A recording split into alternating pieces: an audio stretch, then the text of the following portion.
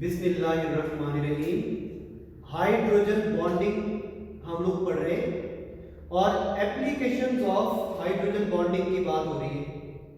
और हम कहते हैं कि हाइड्रोजन बॉन्डिंग स्ट्रॉन्ग होती जाती है तो मॉलिक्यूल के अंदर उसकी फिजिकल स्टेट भी चेंज होती जाती है। मतलब जैसे आप लोगों को याद होगा कि 6A में हमने कहा कि वाटर लिक्विड है, जबकि हाइड्रोजन सल्फाइड, हाइड्रोजन सिलेनियम वो गैस है। अच्छा, ये जो वाटर होता है ना, आज हम इसके बारे में बात कर रहे हैं और हम बात कर रहे हैं स्ट्रक्चर ऑफ आइस की। मतलब water that the liquid becomes ice means solid. तो जब ये फोर्सेस इनहेंस होती हैं, हाइड्रोजन बॉन्डिंग जब वाटर के अंदर और स्ट्रॉन्ग हो जाती है, प्रॉपर 3 डायमेंशनल अरेंजमेंट बनती है। Water liquid becomes water solid, ice बन जाती है। और आइस के इन जनरल जो फायदे हैं वो बहुत सारे हैं। मतलब इससे बड़ी लाइफ सस्टेन हो रही है। लेकिन जो मैं आपसे शेयर करने लगा हूं, that is very important, that of that survives aquatic life beneath the water। मतलब जैसे अंटार्कटिका है, जैसे पोलर रीजन्स है, जैसे ग्लेशियर्स है, जैसे लेक्स है, ओशंस है, उसके ऊपर बर्फ जमी होती है। बर्फ के नीचे एक्वेटिक लाइफ मतलब मछलियां और बाकी तमाम जानदार मौजूद होते हैं। तो कैसे, मतलब ऊपर सॉलिड है, बर्फ है, तो नीचे पानी कैसे? असल में ये जो आइस फॉर्मेशन होती है ना, ये टॉप टू बॉटम होती है। मतलब समंदर की जैसे गहराई है कई किलोमीटर तक होती है, तो टॉप पर सॉलिडिफाइड वाटर मतलब आइस होगी, और जैसे जैसे हम नीचे जाते जाएंगे वो लिक्विड बनता जाएगा और हंड्रेड्स किलोमीटर नीचे में जाके बिल्कुल प्योर वाटर लिक्विड स्टेट के अंदर मौजूद होता है। और वहां पर एक्वेटिक लाइफ सस्टेन कर रही होती है। मतलब वहां पर प्रॉपर इकोसिस्टम हो रहा होता है। मछलियों को इनटेक करने के लिए ऑक्सीजन चाहिए, तो डिसॉल्व्ड ऑक्सीजन जो वहां पे एलजी वगैरह मौजूद होते हैं वहां से पानी में आती है और वो ले रहे होते हैं और कार्बन डाइऑक्साइड खारिज कर रहे होते हैं और प्रॉपर फोटोसिंथेसिस का प्रोसेस हो रहा होता है। तो hydrogen bonding is going to save the life in aquatic in polar regions. Structure of ice और the molecule of water have tetrahedral structure।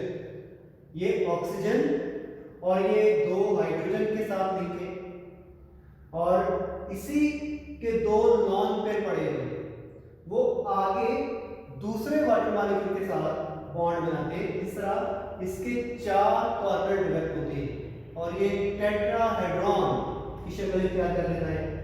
2 lone pair of oxygen atom occupy 2 corners of tetrahedron, इसकी बात हो रही है।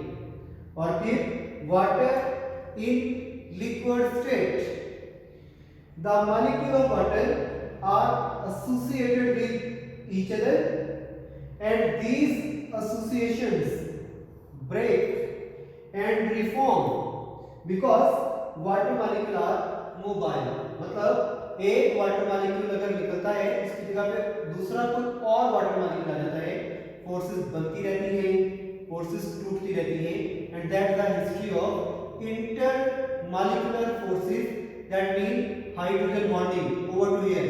और ये है water का मॉलिक्यूल। इन दोनों हाइड्रोजन ने अगले वाटर के साथ बॉन्ड बनाया, आपने इसे बोला है हाइड्रोजन बॉन्ड। और ये जो 2 लॉन पे पड़े हुए हैं, इन्होंने भी वाटर से बॉन्ड बनाया। इसे क्या आपने बोला है, वो ऑर्डिनेट कोवलेंट बॉन्ड। मतलब ओवरऑल एक वाटर का मॉलिक्यूल 4 बॉन्ड बनाता है, 4 बॉन्ड बनाता है, लूज बॉन्ड होते हैं। और इन 4 बॉन्ड में से 2 bond, those are hydrogen bond, और ये 2 bond those are called as वो ऑर्डिनेट कोवलेंट बॉन्ड। और फिर इसके अंदर जो स्ट्रक्चर डेवलप होता है, जो टेट्राहेड्रॉन बनता है, that is just like a diamond. एक कार्बन जो है, जैसे मैं इसकी मिसाल दूं, एक ऑक्सीजन जो है वो 4 बॉन्ड बनाए होते हैं। इस ऑप्शन को देखो, एक इधर, एक इधर, एक इधर और एक इधर, तो ये 4 बॉन्ड बनाए हुए हैं। जो रेड कलर दिखाए गए ये हाइड्रोजन है और ये जो ब्लू कलर है ये ऑक्सीजन है। मतलब ये सारे के सारे मॉलिक्यूल के अंदर टेट्राहेड्रॉन स्ट्रक्चर कंटिन्यू रहते हैं। और ये जो बॉन्ड है, ये जो ब्लू में सॉलिड बॉन्ड दिखाए हुए हैं, डॉटेड नहीं, सॉलिड बॉन्ड दिखाए हुए हैं, ये सारे कोवलेंट बॉन्ड हैं। और ये जो ब्लैक में दिखाए गए हैं ये मौजूद है हाइड्रोजन बॉन्ड, जो कि डॉटेड लाइन के अंदर मौजूद है। बड़ा अच्छा एमसीक्यू, कोवलेंट बॉन्ड और हाइड्रोजन बॉन्ड, मतलब कि ये इंट्रामॉलिक्यूलर बॉन्ड है, ये इंटरमॉलिक्यूलर बॉन्ड है, तो ये ज्यादा स्ट्रांग है। मतलब हाइड्रोजन बॉन्ड इसके मुकाबले में वीक बॉन्ड है। लेकिन बाकी इंटरमॉलिक्यूलर बॉन्ड से, डाइपोल डाइपोल फोर्सेस से, डिबायर फोर्सेस से, लंदन डिस्पर्शन फोर्सेस से, उनसे हाइड्रोजन बॉन्ड स्ट्रांग बॉन्ड होते हैं। डिक्रीज इन टेम्परेचर, अगर लिक्विड वाटर का टेम्परेचर डिक्रीज करें तो क्या होगा? As temperature decreases, the molecules become more regular and regularity extends to the whole structure. ये सारे मॉलिक्यूल रेगुलर टेट्राहेड्रॉन की फॉर्म में डेवलप होते जाएंगे और सिमेट्री इंक्रीज होती जाएगी। Then when water is cooled, its structure becomes rigid and occupies 9% more space. Due to these empty spaces, the density of ice is less than water and so it floats on the surface of water. अब यहाँ पे बड़े important question, पहला question कि ये जब आप कह रहे हैं कि फ्लोट करता है तो फ्लोट क्यों करते हैं? मतलब why ice floats on the surface of water? तो मैंने कहा ना 9% वॉल्यूम बढ़ जाएगा, तो you know density is equal to mass over volume. तो वॉल्यूम बढ़ गया है और वॉल्यूम डेंसिटी के इनवर्सली प्रोपोर्शनल है, तो यकीनन डेंसिटी डिक्रीज हो जाएगी। मतलब जब वाटर लिक्विड वाटर आइस बनेगा तो उसका 9% वॉल्यूम बढ़ जाएगा, डेंसिटी डिक्रीज हो जाएगी। और जब डेंसिटी डिक्रीज हो जाएगी तो ice will float on the surface of water. अब यहाँ पे एक बड़ा अच्छा एमसीक्यू आया हुआ है, मैं आसान करके आपको बयान करता हूं कि अगर आपके पास 100 ml वाटर हो और वो आइस बन जाए तो उसका वॉल्यूम कितना हो जाएगा? 109 ml। हालांकि ml सॉलिड को ml में मेजर नहीं करते, लेकिन ये हाइपोथेटिकल आपसे पूछा हुआ है।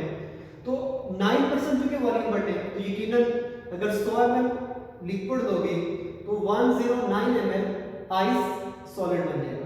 अब यहाँ पे एक और क्वेश्चन कि ये जो आप कह रहे हैं कि ice floats on the surface of water, इससे हमें डेली लाइफ में क्या फायदा होता है?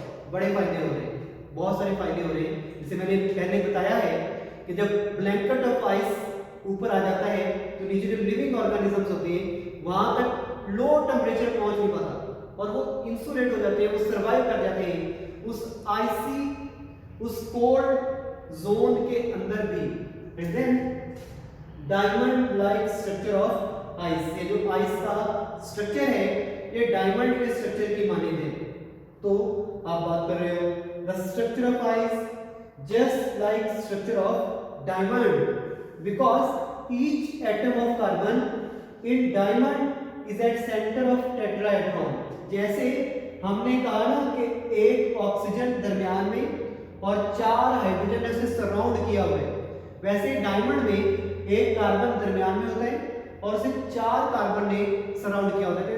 वैसे ही रिजेम्बलेंस आ रही है। तो just like the oxygen of water molecule in ice, जैसे डायमंड में कार्बन की सेंट्रल पोजीशन होती है, वैसे ही आइस में ऑक्सीजन की सेंट्रल पोजीशन मौजूद होती है। Aquatic life under the ice, the lower density of ice than liquid water at 0 degree centigrade causes water in ponds and lakes to freeze from surface to downward direction। मतलब ऊपर से नीचे की तरफ बर्फ बनना शुरू होती है। तो ऊपर ज्यादा स्ट्रॉन्ग बॉन्ड वाली बर्फ नीचे जाते जाते हैं वो बर्फ लेस स्ट्रेंथ वाली, मतलब कम ताकतवर होती है। Water attains the temperature of 4 degree centigrade, it has maximum density. और ये बड़ा अच्छा एमसीक्यू है, एमकेट में पूछा जा चुका है ये क्वेश्चन कि वाटर की मैक्सिमम डेंसिटी कब होती है, 4 डिग्री पर। तो मैं आपको इसका लॉजिक बयान कर रहा हूं। जब आप कहते हो ना कि density is equal to mass over volume, और कहते हो कि जैसे ही लिक्विड आइस बनता है तो 9% वॉल्यूम बढ़ जाता है। अब जो इसके बढ़ने की रेंज है 4 डिग्री सेंटीग्रेड से ऊपर सारा वाटर लिक्विड, और 0 से नीचे सारा सॉलिड, और 0 से 4 के दरमियान एक ट्रांजिशन स्टेट। लिहाजा जब 4 डिग्री होगा ना तो वॉल्यूम जो 9% बढ़ना था वो नहीं बढ़ा अभी, आगाज हुआ है उसका, मतलब थोड़ा सा। तो इसका मतलब कि डेंसिटी ज्यादा होगी, और जैसे ही 0 तक आओगे तो 9% वॉल्यूम बढ़ चुका होगा। जब 9% वॉल्यूम बढ़ चुका होगा तो डेंसिटी कम हो जाती है। तो cold when further cold its outer surface becomes less dense। इसीलिए आप जब किसी पॉट वगैरह में, फ्रिज में, बर्तन में किसी में पानी रखते हो तो पानी देखते हो पहले साइडों से ठंडा होता है, मतलब साइडों से बर्फ बनती है पहले, और इसका इंटीरियर पार्ट होता है ना वो सबसे बाद में जाके बर्फ बनता है, क्योंकि वहां तक टेम्परेचर पहुंचते पहुंचते 4 डिग्री सेंटीग्रेड को कम होते होते टाइम लगता है। And then this less dense water below 4 degree centigrade stays on the top of slightly warm water underneath, or a stage reaches when it freezes। तो जब पानी फ्रीज हो जाता है तो तब सारे के सारे सरफेस के अंदर होमोजेनाइज एक जैसा माहौल होता है। टेम्परेचर ओवरऑल जब कम होता है तो सारा पानी, सारी बर्फ में चेंज हो चुका होता है। This layer of ice insulate the water underneath for further heat loss। जैसे कहा था कि बर्फ ऊपर बनी होती है, जैसे अंटार्कटिका की बात कर रही, बाय टेम्परेचर -10 से भी ज्यादा, जबकि नीचे पानी के नीचे वहां पे जिंदगियां मौजूद है, वहां पे मछलियां और बाकी जानवर मौजूद है। इनका टॉप पर तो बर्फ बन चुकी, और जैसे जैसे नीचे जाते जा रहे हैं बर्फ कम होती जा रही है, और बहुत जरा नीचे जाकर तो वहां पे प्योर सिंपल वाटर होगा जहां एक्वेटिक लाइफ मौजूद होगी। तो when water is converted into ice on the surface of a lake, then due to the gaps in the structure of ice acts as insulator and does not allow the passage of heat. Thus the water under the ice does not change into ice and fish remain alive due to hydrogen bonding। ये जो species होती है ना, species वहां पर चूंकि medium नहीं होता तो हीट का ट्रांसफर होना मुश्किल हो जाता है, और इस तरह आइस एक इंसुलेशन का काम